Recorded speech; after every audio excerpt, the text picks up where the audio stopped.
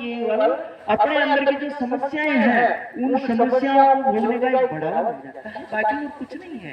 क्रोध भी अपने अंदर, ये काम भी अपने अंदर, ये सब कुछ जितने भी अवगुण है, जितने भी सगुण है, सब कुछ अपने अंदर ही है, बाहर कुछ नहीं। इसको बड़े वाले क्यों पर समस्या ही क्या, उस समस्याओं का निदान पाने के लिए सत्संग में आते हैं। देखो कई बार इतने दूर से आते हैं, किराया भाड़ा देके यहाँ पे कुछ चढ़ावा करते हैं, रसीद काटते हैं, तो वैसे सीधा रखना, जब खत्म होगा तो बंद कर दिया करना। उस फायदा जो उधर से बैठ जाओ, अथाह फायदा जिसको कोई बिरला जान सकता है। देखो पढ़ना यानी अपने मेमोरी कार्ड से किसी को ज्यादा याद है, किसी को कम याद है, किसी को बोलने की से लिखा लगा है, किसी को कम हो रहा है, और ताकि वो शब्द से कमजोर भी है पर वो दिल से बोले। ये माइंड से नहीं, ये तो क्या है, ये मेमोरी कार्ड वाला सिस्टम है, पर दिल से बोले तो दिल से उतरेगा, और दिल से उतरेगा तो व्यवहार में आएगा, जब व्यवहार में आएगा उसके लिए संसार स्वर्ग हो जाएगा, बाकी तो नरक ही है। आज तक मेरे को लगता है कि जितने भी भाई बहन बैठे हैं, मेरे बंधु लोग बैठे हैं, मेरे स्नेही लोग बैठे हैं, मेरे परिवार वाले बैठे हैं, ऐसा लगता है कि सब लोग पढ़े लिखे हैं। कोई होगा बिना पढ़ा लिखा होगा, कोई होगा, बाकी लगता है कि सब पढ़े लिखे हैं। तो फिर भी ये समस्या को सत्संग भी सुनते हैं, ऐसा नहीं है। किसी को तो 50-55 साल हो गए सत्संग से सुनते, फिर भी अंतर तो आता है, ऐसी बात नहीं। पर जितना अंतर आता है उतना अंतर अपने दोनों में नहीं आ रहा। इसीलिए कई तो कहते हैं कि हम सामान्य सुन रहे हैं, कोई कहता है बढ़िया से बढ़िया सुन रहे हैं, कोई कहता है मुर्गा सुन रहे हैं। हर एक कभी करूँगा तो कबीर मुआ एक है, पानी भरे अनेक, बांध नहीं भेद है, पानी सब में एक। अरे एक ही तो है, दूसरा नहीं है। दूसरा है तो केवल अपने मन का बना हुआ है, वो सत्य को खोज के चक्र में नहीं लग रहे हैं, वहां भी बाड़ा बना लिया, गए थे बंधनों से मुक्त होने के लिए, वहां भी बंधन बना लिया, शायद दूसरे साइड नहीं। तो हर काम में अंदर नहीं, घर में भी रहते हैं। देखो व्यक्ति ऐसा है जहां जाएगा ऐसे व्यवहार करेगा, दूसरा व्यवहार नहीं करेगा। पर उस व्यवहार को जानने के लिए कि मेरे कौन से व्यवहार की वजह से अपने ही मेरे से दूर हो रहे हैं, उस बात को जानना है। इसीलिए सत्संग में आते हैं, समय को खोलते हैं, नल को खोलते हैं, और वहां से काम जो काम होता है उसमें भी थोड़ा दूसरे को सुकर करके आते हैं। सभी व्यक्ति चाहे खेती वाला हो, चाहे काम धंधा, कोई भी काम धंधा इसमें। तो समस्या क्या है? समस्या देखो कबीर साहब ने कही है, ओरन को सिंगलावते मुंडे पड़ गई लाश जानी राखते घर का खाई न खेत, बस शिकायत लग जाते हैं। ऐसा करना चाहिए, पर साहब कहते हैं कि करना नहीं, आदेश नहीं। जब आप चलोगे तो संदेश हो जाएगा, अपने आप ऑटोमेटिक हो जाएगा। जैसे छोटे छोटे बच्चे होते हैं, कहीं घर में जाते हैं, हमारे बुलाते हैं, सत्संग को बुलाते हैं, तो माँ बाप कहते हैं अरे बंद कर, तो बच्चे तो पीछे चढ़ते हैं, करते हैं, पीछे चढ़ते हैं। जब उनका दादाजी आता है और खुद साहब के सामने बंदगी करता है, तो बच्चा भी बंदगी करता है। जब परिवार वाले सब आरती करते हैं, बच्चा भी आरती करने के लिए होता है, मैं भी आरती करूंगा। तो बात यह है कि ज्यादा समय ज्यादा बुद्धि नहीं लगाते सिखाने में, सीखने में, चलने में नहीं। जितना चलेंगे उतना ही जब व्यवहार में आ जाएगा तो संसार में आप ठीक हो जाएगा। जब सब ठीक हो जाएगा तो उसी के लिए वही स्वर्ग हो जाएगा, जहां भी रहेगा जहाँ स्वर्ग है, चाहे पेड़ के नीचे रहेगा। और सब जीवों से जो भी जीव अपने पास में आए, ये मेरा परिवार का है, सीधी सीधी बात है। दूसरी बात है अपने है, कभी तो कोई अपने को गाली भी देता है तो उसके दिल में कुछ न कुछ जगह तभी तो गाली देता है, ऐसे कोई नहीं देने वाला है, दिल में कोई गाली नहीं देगा। प्यार से बोलने वाली बात तो बहुत दूर की बात है, कोई गाली भी देता है, अपने निंदा भी करता है, तो सोचो कि वो मेरा है, मेरे लिए जगह है। कहीं कहीं बोलने में तो जगह दे रखी है उसने, तभी तो गाली देता है, तभी निंदा करता है। तो हमेशा जीवन का अर्थ यही है कि सकारात्मक, सामने वाला अपने को कितना चाहे अहंकारी समझता है, चाहे विकारी समझता है, चाहे भिखारी समझता है, वो उसका विषय है। अपन क्या समझते हैं? जब यहाँ से देह से जब प्राण अलग होंगे तब अपने अंदर जो विचार चल रहे हैं वो विचार ही सूक्ष्म शरीर है। क्योंकि डॉक्टर के पास जाते हैं तो केवल शरीर का इलाज होगा, और सत्संग में आते हैं तो विचारों का इलाज होगा। और विचारों को ही, क्योंकि शुरुआत वहीं से संस्कार होती है और वही सूक्ष्म शरीर है, बाकी दूसरा क्या है? पूर्व जन्म में अपन ने जो किए होंगे तो वर्तमान है। अभी वर्तमान में क्या कर रहे हैं? पशु वाला कर्म कर रहे हैं। खान पीन की दृष्टि से क्या खा रहे हैं, पी रहे हैं, कैसे बोल रहे हैं, कैसे चल रहे हैं, अपने खान पीन में क्या अंतर है? तो ये सब बात का जानते हुए, समझते हुए अपने आप को जानते हैं, दूसरे को नहीं जानते। दूसरों को जानेंगे को चिल्लाओगे, मुंडे पड़ गए। समस्या यह है, अपने आप को जब कमी देखेंगे तो अपने आप को कचरा पत्र बना रखा है, क्योंकि वो कचरा ही आएगा।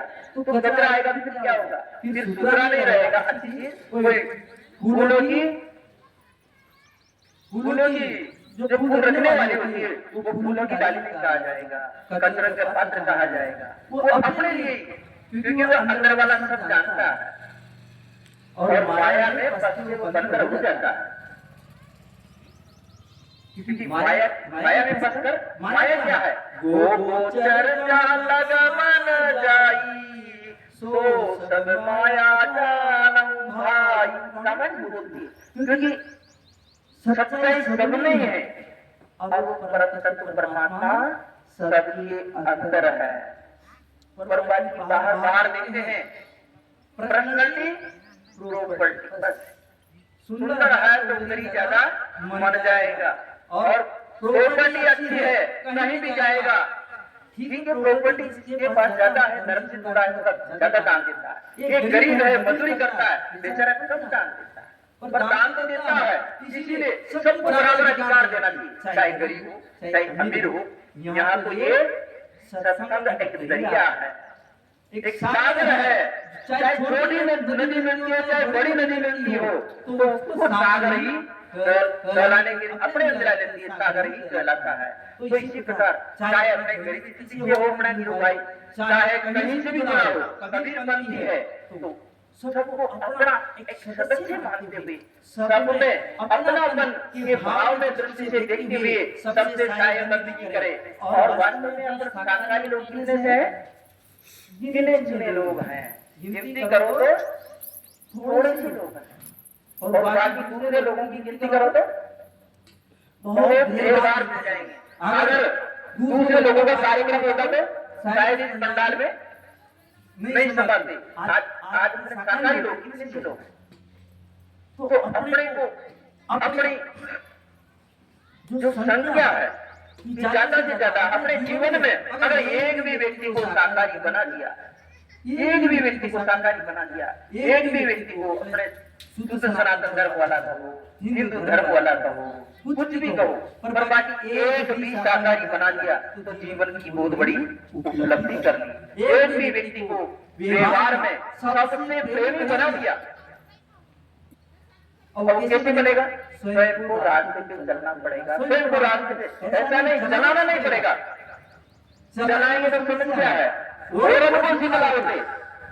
अरे की बड़ाई है, हमेशा ही आदेश करता रहता है, आदेश करता रहता है, हमेशा ही ऑर्डर करता रहता है।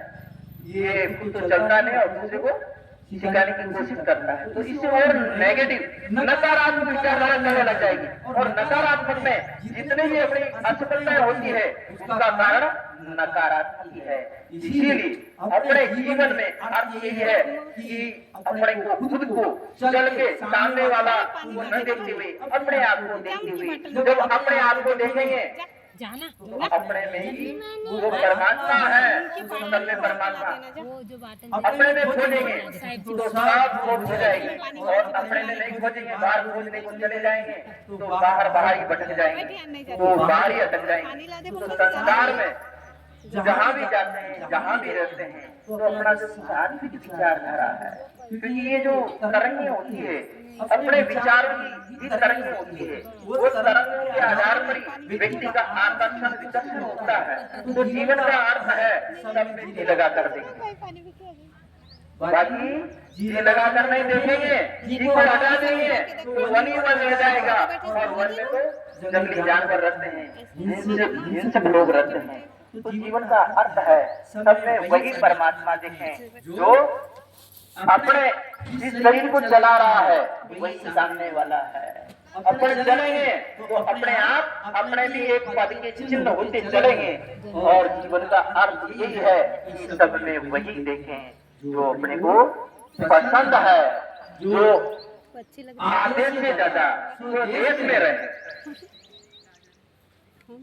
जब आदेश करेंगे तो फिर अपने देश से भटक जाएंगे। तो जीवन का अर्थ यही है कि अपने ही कर्मों को जाने, अपने ही विचारों को जाने।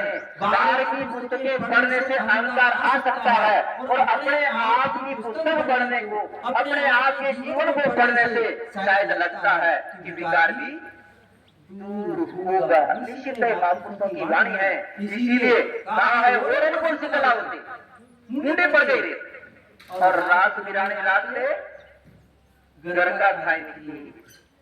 एक कहीं सब ऐसे भागवत पुराण चल रहे थे, तो भागवत पुराण होती वो पंडित जी नीचे उतरे, तो नीचे उतरते ही उन्होंने जर्दा मांगा, जर्दा खा लिया।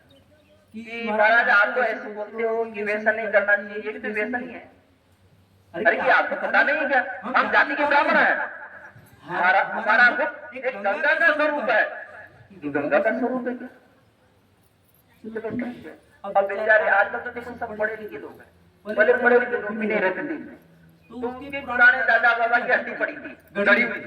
तो उसने देखा भाई गंगा जी का तो छोटा है, तो हड्डियां पीस के और पुड़िया में बांध के ले आया। ये लोग पंडित जी, और पंडित जी ने तो देखा नहीं और सीधा गंगा जी के मुंह में डाल दिया, गौमुख में डाल दिया। ये गर्म गर्म कैसे बोलती है, ये थोड़ा सा जर्दा तो है नहीं, जर्दा नहीं है, हमारे दादा बाबा के फूल रखे थे तो उनको बारीक करके ले आया भाई, गंगा का मुंह छोटा। तो कहने का अर्थ ये है कि व्यक्ति बोलता है और चालता नहीं है तो उसका स्वयं को ही जो भोगना पड़ता है। क्योंकि बोलना ये द्विमुख हो गई, और द्विमुख में हमेशा परेशानी है। क्योंकि एक ही रास्ते यानी अपने आप को देखते हुए जो चलता है तो वो एक दुनिया के लिए, जो अपने पड़ोसी के लिए, अपने मिलने वालों के लिए एक मसाल हो जाता है। और वही जीवन का वास्तविक अर्थ है। कबीर साहब ने कभी भी जो देखा वही बोला, और समाज ने जब तक थे तब तक 52 कसरियां दी। जब वो चले गए तो लोगों ने उनको भगवान मान लिया, जाने के बाद माना, तो उसका अर्थ नहीं रहा जाता।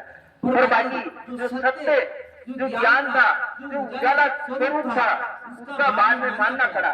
अहंकार लोग माने न माने, पर बाद में जाने के बाद में उनको जीवन में एहसास होता है कि वास्तव में सत्य यही है। जहाँ और हर व्यक्ति अहंकार के वशी अगर सत्य माने न माने, बाद में तो अपने दिल में वही बात आती है कि वास्तव में जो संत जी, वो भगत जी जो थे वही सत्य बोल रहे थे। आज कबीर साहब की वाणी को जब अपन सब लोग पढ़ते हैं, और अन्य जिन्होंने जितने भी सन्यासी हो, चाहे कोई भी संप्रदाय के हो, कोई भी लोग हो, जब उनकी वाणी को पढ़ते हैं और सुनते हैं तो ऐसा लगता है कि सत्य यही है। और सत्य को जानते हुए और उसी का वास्तविक प्रकाश यही है कि वास्तव में जीवन में आचरण लाना ही यही सत्य है। बाकी तो वाणी विलास है। भटका है भटका सेवचा ने साथ विचित का सर्वान बुझाए क्रियावान से पंडित। पढ़ने वाला, पढ़ाने वाला, बोलने वाला, सुनने वाला सभी मूर्ख है। जो क्रिया में ला रहा है, अपने आचरण में ला रहा है, वही वास्तव में वही पंडित है। बाकी तो ठीक है, चलती का नाम गाड़ी है। तो कहने का अर्थ ये कि जीवन में यही है कि जैसा अपन कवि साहिब का प्रचार है, तो जब तक अपने व्यवहार आचरण में नहीं आता है तब तक वास्तव में प्रचार नहीं है, क्योंकि समय भी हो गया। इतना ही कहकर मेरी वाणी को विराम देता हूँ। सर्वे भवन्तु सुखिनः, सर्वे सन्तु निरामयाः, सर्वे भद्राणि पश्यन्तु मा कश्चित् दुःख